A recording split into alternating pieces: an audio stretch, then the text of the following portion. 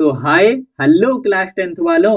तो जैसा कि आप लोग आपकी अर्धवार्षिक परीक्षा 2024-25 का पेपर है वो दे करके अभी अभी आए हो, और ये था आपका पेपर सोशल साइंस यानी कि सामाजिक विज्ञान का। अरे सर ये बात हमें पता है, अब और कुछ बताइए।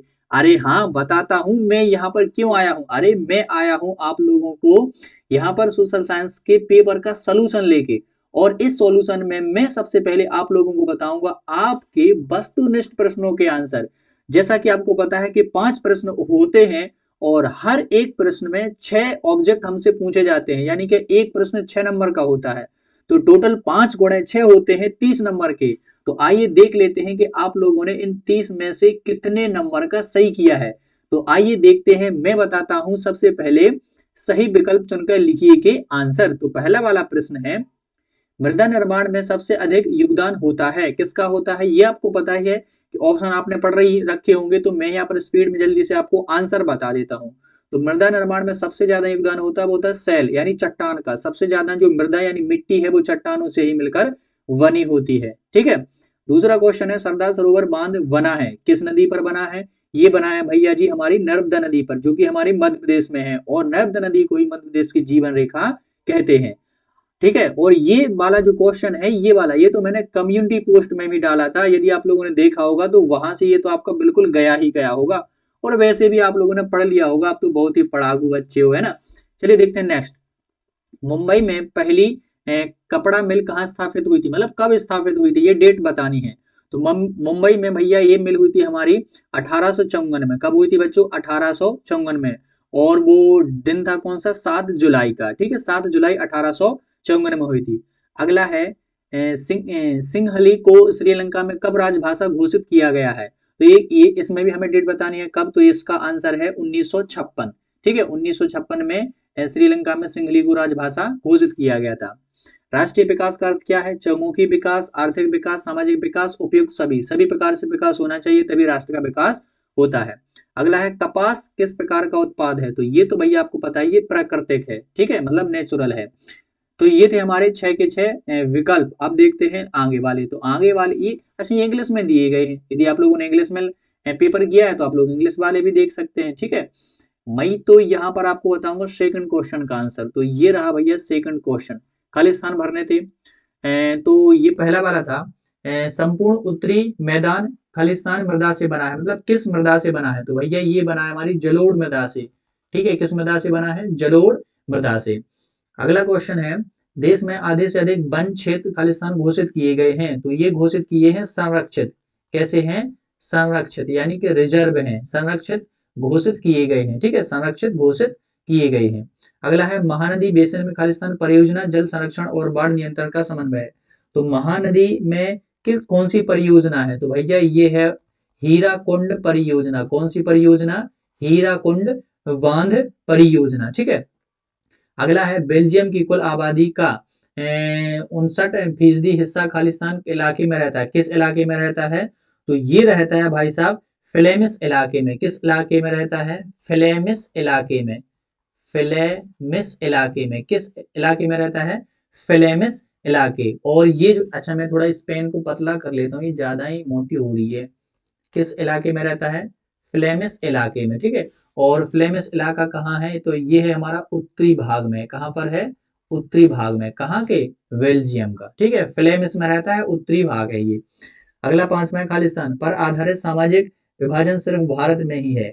तो ये एक ही प्रकार का जो विभाजन है वो भारत में ही है और बाकी कहीं पर नहीं है। वो है भाई साहब जाति के आधार पर। ठीक है, कि तुम इस जाति को, तुम इस जाति को, ये विभाजन सिर्फ भारत में ही है।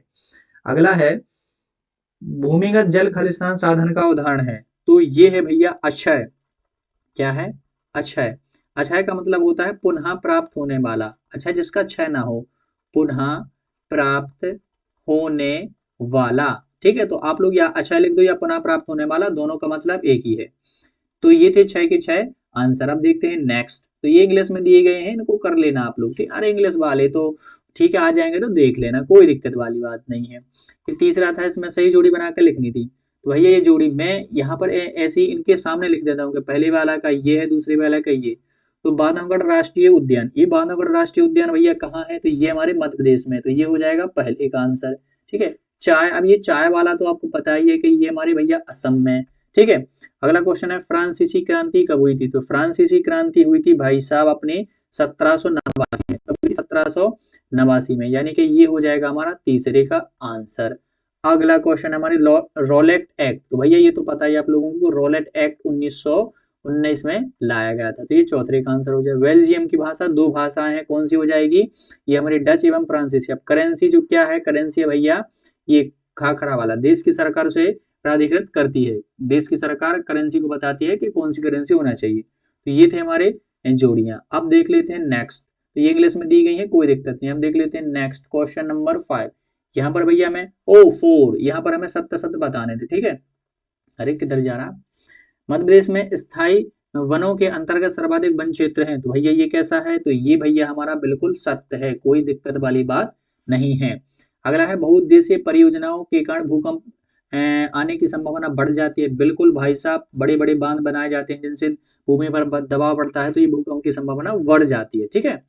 अगला है 1805 में फ्रांस की क्रांति हुई थी, तो ये भैया असत्य है, क्योंकि अभी अभी हम पढ़ के आए हैं ये, अरे मैंने असत्य सत्य लिख दिया, ओ सॉरी सॉरी बच्चों, ये कैसा है? असत्य है भैया, कैसा है? असत्य। तीसरा वाला कैसा है? असत्य। ये कह रहे हैं कि 1805 में हुई थी, लेकिन 1805 में नहीं हुई थी, वो हुई थी हमारी 1789 में, ठीक है। अगला क्वेश्चन, यूरोपीय संघ का मुख्यालय ब्रुसेल्स है, तो ये भैया हमारा सत्य है, बिल्कुल बिल्कुल ब्रुसेल्स में है यूरोपीय संघ का मुख्यालय। अगला 2011 की जनगणना के अनुसार पुरुषों की साक्षरता दर 76% थी, तो ये भी बिल्कुल सत्य है हमारा, बिल्कुल थी, ठीक है, बिल्कुल थी, ये भारत की है, ठीक है। किसी भी अर्थव्यवस्था को 4 क्षेत्रों में बांटा गया है, तो ये भी बिल्कुल हमारा क्या है? सत्य, ठीक है। अब कौन कौन से वो 4 क्षेत्र हो सकते हैं जहां पर बांटा गया है? तो पहला तो होता है भाई साहब हमारा कृषि, ठीक है, और दूसरा होता है हमारा उद्योग, क्या होता है? उद्योग, और तीसरा होता है हमारा भाई साहब क्या? सेवा क्षेत्र, क्या होता है? सेवा क्षेत्र, और चौथा होता है हमारा वित्तीय, क्या होता है? वित्तीय, जिसमें बैंक बैंक आते हैं। तो ये 4 प्रकार के हैं जिनमें किसी भी देश की अर्थव्यवस्था को बांटा जाता है, ठीक है। अब देख लेते हैं हमारा लास्ट क्वेश्चन। लास्ट क्वेश्चन है एक वाक्य में उत्तर दीजिए, क्वेश्चन नंबर 5। तो ये रहा भाई साहब क्वेश्चन नंबर 5 का आंसर। पहला है, बांधों को आधुनिक भारत में मंदिर किसने कहा? ये बड़ा ही फेमस स्टेटमेंट है हमारे पंडित जवाहरलाल नेहरू का। तो ये किसने कहा? पंडित जवाहरलाल नेहरू ने। किसने कहा? जवाहरलाल नेहरू ने, ठीक है। किसने बोला? पंडित जवाहरलाल नेहरू ने। चलिए मैं आप लोगों को और अच्छे से एक और बताता हूँ, ठीक है। और यहाँ पर हमारा नेक्स्ट क्वेश्चन है क्वेश्चन नंबर 2। तो क्वेश्चन नंबर 2 क्या है? पवन और सौर ऊर्जा संसाधनों की बहुतायत किस राज्य में है? तो ये हमारे भारत में ही पूछा गया कि भारत के किस राज्य में है? तो ये है भैया हमारे राजस्थान में। किस में है? राजस्थान में। कहाँ है भाई साहब? राजस्थान में। अगला है, औद्योगिक क्रांति सबसे पहले किस देश में प्रारंभ हुई थी? तो ये हुई थी भैया हमारे इंग्लैंड में। कहाँ हुई थी? अरे हमारे नहीं, इंग्लैंड देश में। और अभी इसको क्या बोलते हैं? ब्रिटेन, ठीक है। इंग्लैंड में हुई थी या ब्रिटेन में हुई थी, ठीक है। कहाँ पर हुई थी? इंग्लैंड में या ब्रिटेन में हुई थी। कहां पर हुई थी? इंग्लैंड या ब्रिटेन में हुई थी, ठीक है। अब यहां पर देखते हैं क्वेश्चन नंबर 4। तो क्वेश्चन नंबर 4 है, श्रीलंका किस वर्ष में स्वतंत्र राष्ट्र बना? तो ये बड़ा ही इंपोर्टेंट क्वेश्चन है। तो ये बना था भाई साहब, श्रीलंका बना था अपने पास में 1948 में, ठीक है। कब बना था? 1948 में। और अगर डेट देखी जाए तो थी 4 फरवरी। क्या थी? 4 फरवरी, ठीक है।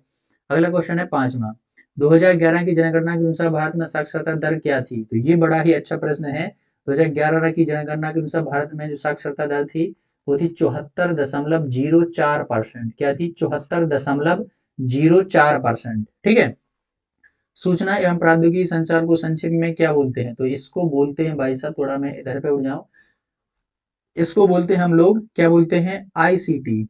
आईसीटी, क्या बोलते हैं? आईसीटी। यहाँ पर आई का मतलब है इंफॉर्मेशन, सी का मतलब है कम्युनिकेशन, और टी का मतलब है टेक्नोलॉजी। सूचना एवं संचार प्रौद्योगिकी को संक्षेप में आईसीटी बोलते हैं, इंफॉर्मेशन एंड कम्युनिकेशन टेक्नोलॉजी, ठीक है। तो यहाँ पर ये मैंने आपके सारे के सारे वस्तुनिष्ठ प्रश्न के आंसर हैं बता दिए हैं। अब आप लोग मुझे कमेंट में बताइए कि सर मैं तो इतने करके आया हूँ, मेरे तो इतने सही हैं। और यदि आप लोग ये 2 नंबर वाले, 3 नंबर वाले, 4 नंबर वाले क्वेश्चन के आंसर चाहते हो मुझे कमेंट कीजिए, मैं जल्दी से आपको उन सारे के सारे क्वेश्चन के आंसर बता दूंगा। वैसे आपके फेयर में तो लिखे ही होंगे, यदि नहीं होंगे तो मुझे बता दीजिए, मैं आप लोगों को बता देता हूँ। चलिए अपना नेक्स्ट पेपर के लिए तैयारी कीजिए, पढ़िए और खूब मन लगाइए, है ना, और अच्छा पेपर बिल्कुल जोरों से जाना चाहिए। ठीक है, तो मैं मिलता हूँ नेक्स्ट वीडियो में, तब तक के लिए पढ़ते रहिए और खुश रहिए।